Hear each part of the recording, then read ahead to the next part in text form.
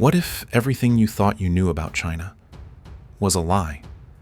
For decades, the West has painted a vivid picture of China: cold, controlled, polluted, repressive. A place where cameras follow your every move, where creativity is crushed, and where citizens live in fear. A place you'd never want to visit, let alone admire. But then, thousands of ordinary people, tourists, teachers, business owners, and curious travelers, go there, and they come back stunned. They walk clean, ultra-modern streets. They ride silent electric trains that glide through mega-cities. They chat with locals who are kind, driven, and most surprisingly, proud. And suddenly, that scary image of China begins to crack. Why is the West so afraid of China's rise? Is it just about geopolitics? Or is there something deeper? Something psychological? Something personal? Because here's the twist. The fear might not be about what China is. The fear might be about what China proves. That another way of organizing society, government, and progress might actually work. That perhaps the Western model, once sold as the only path to freedom and prosperity, isn't the only game in town anymore. In this video, we're going to explore why the rise of China terrifies the West. Not with opinions, but with a trail of contradictions, first-hand stories, and revealing truths straight from people who saw China for themselves. Stick around. Because by the end of this video, you may be asking yourself a much bigger question. If they lied to us about China, what else have they been lying about? When the Cold War ended, the world shifted. Not just politically, but psychologically. For the West, it was a moment of victory so complete that it reshaped the future in its own image. The Soviet Union had fallen. Liberal democracy had triumphed. Capitalism, it seemed, had become the final word on progress. There was no alternative left, or so it seemed. But China didn't follow the script. While much of the world rushed to adopt Western models, free elections, open markets, privatization, China charted a more cautious, deliberate course. It opened its economy, yes, but kept its political system tightly guarded. It welcomed foreign investment, but on its own terms. And while it moved slowly at first, something remarkable began to take shape. China began to grow. Quietly at first, then rapidly. Cities rose from rice fields, highways sliced through mountains, factories multiplied. And with each passing year, it became harder to ignore the uncomfortable truth. China wasn't failing. It was flourishing. But that created a problem. Not for China, but for the West. Because if China could succeed outside the Western playbook, then the playbook itself came into question. If a one-party state could lift hundreds of millions out of poverty, if it could become a hub of innovation and infrastructure without embracing liberal democracy, then the myth of one singular righteous path began to crack.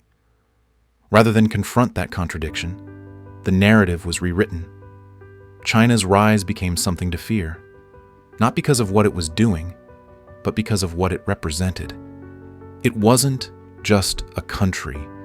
It was a symbol of defiance, a challenge to the order the West had carefully built and defended for decades. So, the messaging hardened. China became authoritarian, repressive, opaque. In the West, stories of innovation were sidelined. Stories of suppression were amplified.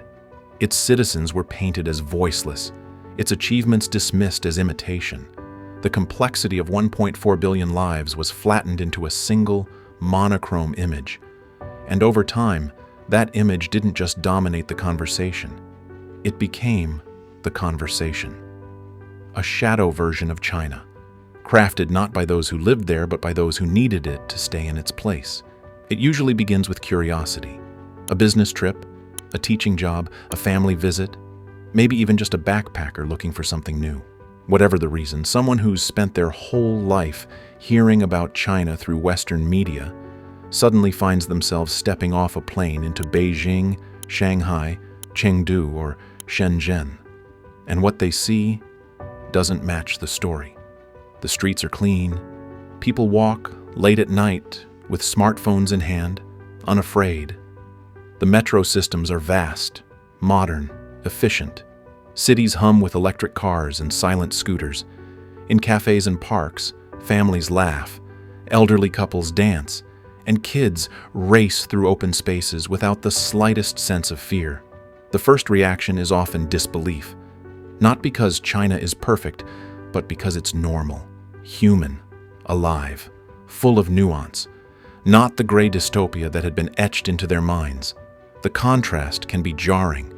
For years, they were told that the Chinese people were silent, subdued, tightly controlled. But instead, they find people who are ambitious, funny, self-aware. People who are proud of their country's progress, but also openly critical of things that need improvement, just like anywhere else. They notice how daily life runs with a sense of rhythm and purpose. Payments are digital, logistics are seamless, public transport is spotless, crime is rare, and even in rural areas, infrastructure is rising faster than most Western governments can plan a zoning meeting. But here's what surprises them most: the warmth. There's a cultural hospitality in China that doesn't always translate through headlines. A deep-seated pride in welcoming guests. A curiosity toward foreigners, not hostility. A belief rooted in tradition that harmony matters more than confrontation. Many who visit return home confused. Not because they now think China is flawless, far from it, but because they realize the truth is infinitely more complex than the story they were told. And that realization is dangerous, not for China, but for the narrative.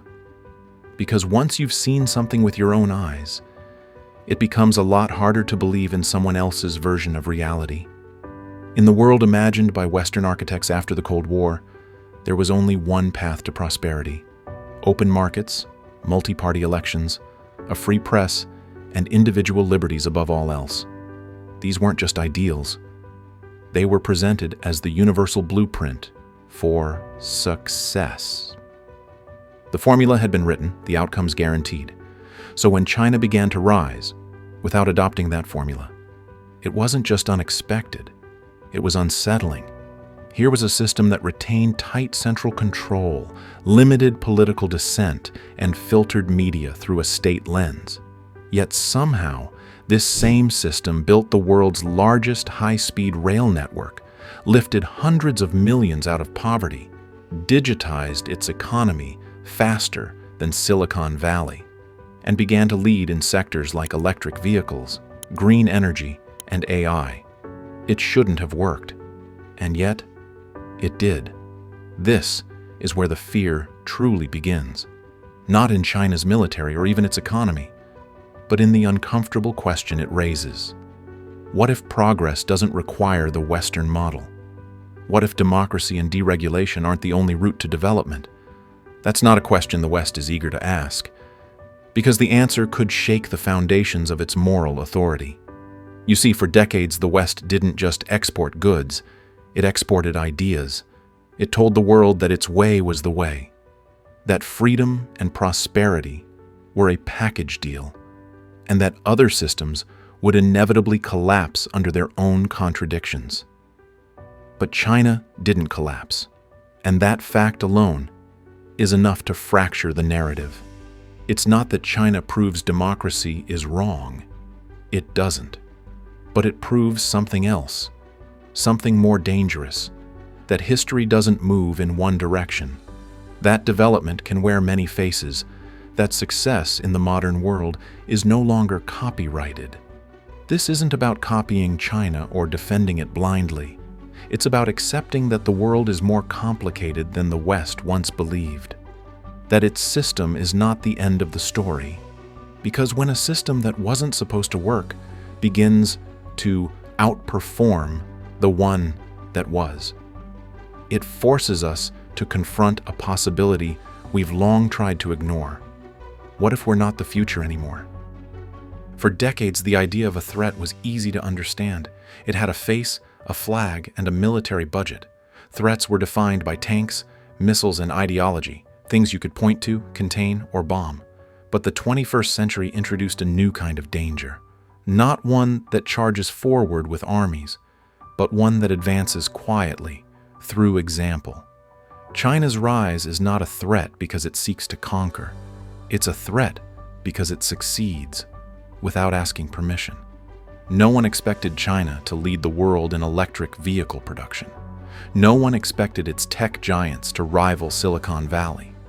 No one thought that cities barely known outside Asia would become cleaner, faster, more efficient than the urban cores of the West. And yet, that's exactly what has happened. Without wars, without colonizing, without imposing its model on others. Just building, innovating, growing. It's not that China has done everything right. Far from it. It has problems. Real ones. But that's not why it's feared. It's feared because, for countries watching closely, especially in the global South, China offers something deeply dangerous to the Western world order, a choice. A choice that says you don't have to copy the West to develop. You don't need to adopt American-style democracy to modernize. You can grow your cities, educate your population, raise your standard of living, and still do it your way. That quiet defiance, that model of unauthorized success, is what makes policymakers nervous and media narratives sharpen. Because if China's model is even partially viable, then it becomes an attractive alternative. Especially to countries tired of IMF loans, military occupations, or being lectured on governance while receiving little real help. This is the paradox.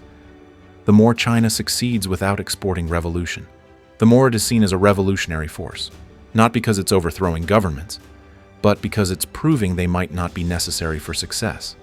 That's not a threat in the traditional sense. It's something far more disruptive. It's a shift in what the world considers possible. For years, the Western narrative about China held firm. It was a story of fear, of control, of people who toiled under the weight of repression, innovation born only of theft, and growth destined to collapse under its own contradictions. And for a time, that story was enough, because it wasn't being questioned, at least not loudly. But then, people began to travel. Some went out of curiosity, others for work.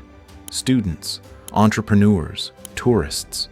Each arrived with expectations shaped by years of headlines and documentaries. They came prepared to confirm their assumptions, to see the gray skies, the rigid faces, the cold efficiency of a state-run machine.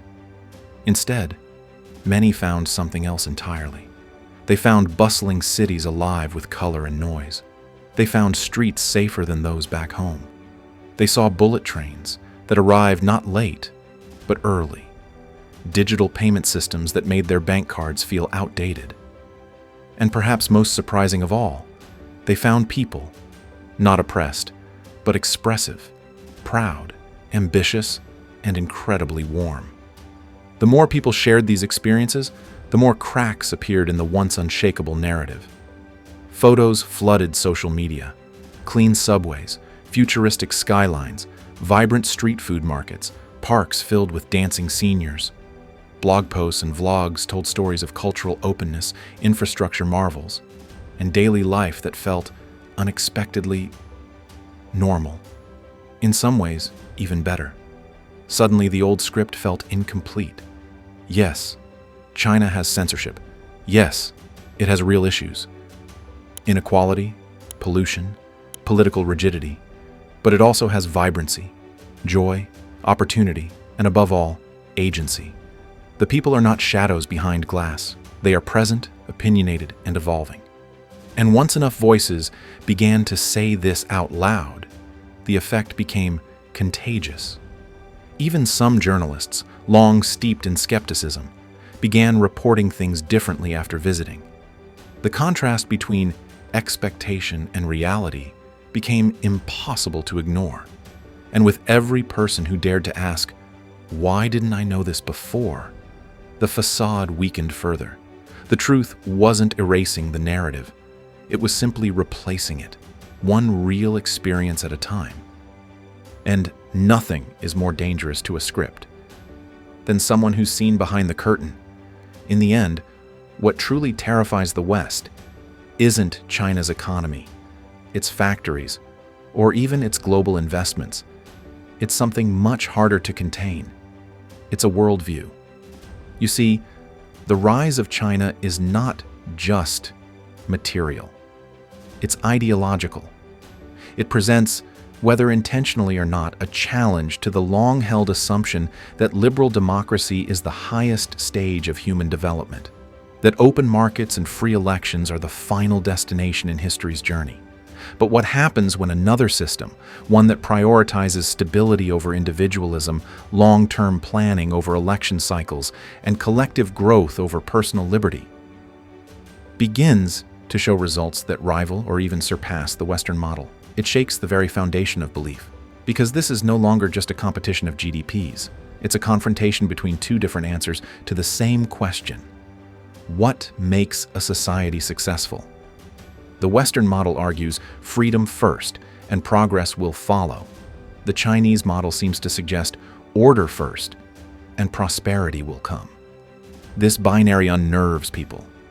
It forces uncomfortable questions. Does democracy always lead to development? Can a government be unelected and still be accountable? Is freedom measured only by speech or also by safety, education, infrastructure, and the ability to live without fear? Of course, neither system is perfect. Both have flaws, both have strengths. But what disturbs the status quo is the idea that the world might not converge on one single answer. That pluralism isn't just about culture, but about systems. So what we're seeing now isn't just a geopolitical rivalry. It's a crisis of confidence. A West forced to re-examine its moral certainties. A China rising not with conquest, but with competence. It's easy to dismiss this tension as a new Cold War, but it's not. It's something subtler, more psychological. It's the realization that the future may no longer be a straight line pointing west, and the deeper fear that the rest of the world might start looking east, not just for goods, but for guidance.